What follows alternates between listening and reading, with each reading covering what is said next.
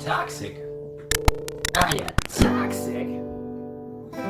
So this article didn't actually turn out to be quite as dumb as I thought it would be, because it wasn't really talking about toxicity in terms of toxic masculinity. It's gonna get you.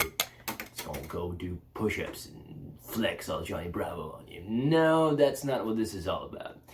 This is from Inc., which I think is a kind of a business magazine or maybe an entrepreneurial magazine. I don't know. It's one of those pocket recommended things.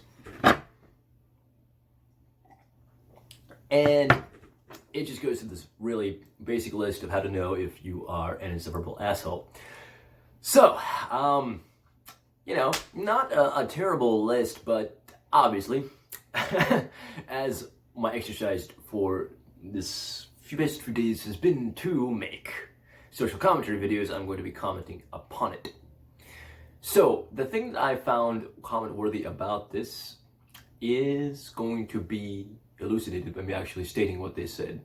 So, the number one toxic thing that people do, in bold, right there, 1, you make everything about you. Okay? Number 2, you say and do passive-aggressive things. Number 3, you are jealous of the success of others. What a terrible person you are. See, now this is the thing. You make everything about you. It's actually a pet peeve of mine because there's this kind of haughty self-righteousness where, like in the last video, I talked about people catching themselves saying, oh, mea culpa. I said, hey guys, I'm trying to use more inclusive language. This to me, where people notice that you make everything about you, kind of falls under that category. They're almost looking for little factors that they can jump in there and grab at and be like, aha, to where they can elevate their own ego. And how this plays out is, especially if you've ever taken an English class or been in some kind of scholastic setting where you had to have discussions about the way that you talk and you do things. So what they'd say is, don't use I so much. Oh, try to talk in the third person, because and also impartiality and stuff is tied to a third person case. When you use I, that's a signifier of your own opinion and your self-obsession. I'm like, or it's just honesty, because I'm not pretending to be some kind of floating omniscient thing out there looking down on the world completely egoless as having attained nirvana, judging the lowly peasants below from my great height of wisdom. See, that to me seems a lot more haughty than saying, well, I think so-and-so, and these are my experiences, and hey, there's this really cool thing that happened, I want to tell you about it, and then having a bunch of people like, that guy's just talking about himself. It's like, yeah, and after I'm done, you can talk about yourself, and that is called a conversation. So, now of course people do that too much sometimes, but I feel that the ratio of people that do that too much is on the low end of the side. Now, this is the interesting thing about number 2, that you say and do passive-aggressive things. This to me is interesting because actually most people do this, and generally most people do things when a lot of people do a behavior, when it's a common behavior, that means it's a successful behavior. So passive-aggressiveness, being this snarky kind of sniping people through roundabout ways kind of person, is really successful, especially for business people, etc. Those are the people that rise to the top through being shitty. And, backhanded compliments, ignoring people. I've had multiple people give me and my friends and each other, like I've just observed it over and over again, just the ignoring treatment. The only time I've ever ignored people, myself personally, is when I'm too tired to talk. Or I'm really emo for some reason.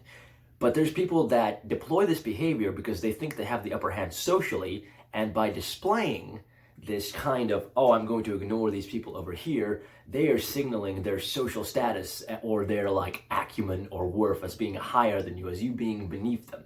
And this is a really common way of getting the upper hand in social situations, the cold shoulder, etc. And so all these douchey behaviors, while I commend them for calling them out as being toxic, these toxic behaviors are actually really common, and they're not something that toxic people do. They're something that everybody does, and it's actually kind of, sort of, considered to be like the epitome of I don't know, a devil may care coolness, but it's actually because most people are suburban douchebags, at least the people that read these kinds of articles, it comes out as suburban douchebaggery.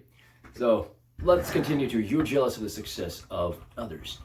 Now to me, and this is going to sound real strange, like I don't get jealous. I get annoyed, and maybe this is jealousy, I get annoyed when I'm doing something of equal worth, or et cetera, and it's from there's a person that I really care about, but for some reason they're not noticing something that I'm fucking doing like really amazingly and perfectly, and then somebody else does the exact same thing, someone that has no tie to this person or to this boss or whoever, and they compliment them on that. That pisses me off. Now, I don't get emo or sad about it, but I don't understand jealousy, so I'm not the best to judge this. But let's see what they say about jealousy here. Let's dive into jealousy just a bit more. It's a common trait that can turn into toxic behavior at work. This can be especially true if you also happen to be a brilliant employee at your job. You know, the one who's used to getting promotions, accolades, and pats on the back. If a coworker starts to get attention, your jealous tendencies may show through in ways that make you a toxic presence in the office.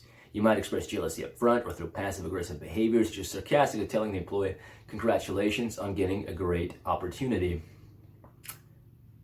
Who does that? I don't know, this just sounds like kind of like a mock-up of what an asshole is. But anyway, at the heart of jealousy lies insecurity. Realize that your coworker's success in no way diminishes your own. Stop comparing yourself with others. Keep your own goals internal and focused, and you'll feel more confident even when someone else gets something you wanted. Okay.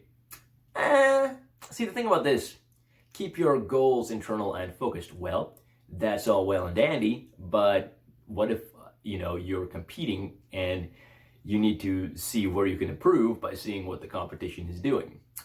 I don't understand, like this, keep your own goals. Is no way diminishes your own. Well, it can if it's lauded for whatever reason more than your own. At that point, it's not jealousy, it's just a question of fairness, isn't it? Obsessing about other people's achievements can distract you from your own success and career goals. Probably. See, this one's not bad. Show genuine support to your coworkers instead of spite. But, okay. Who? I guess the spite could happen if you thought that person was getting unnecessary amounts of attention. That's the only way I see that happening. I don't see somebody like who's legitimately as good getting spiteful unless there's a reason for it. Like, for some reason, this new person or whoever the hell is getting all this love thrown at them. I don't know. Does any of this make sense? I'm at the 8-minute mark and I just missed a phone call. So, cheers everybody. These will get progressively less lazy as I find more time. Alright. Bye-bye now.